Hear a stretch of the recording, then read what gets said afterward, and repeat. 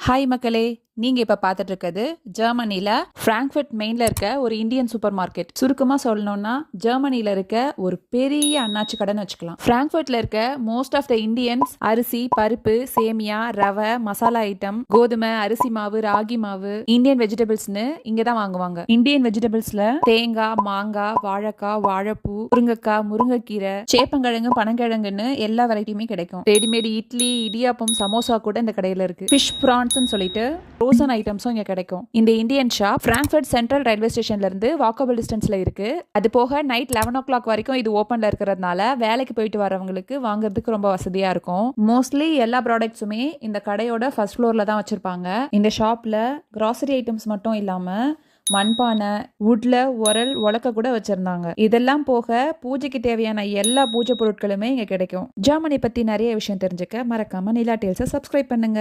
பாய்.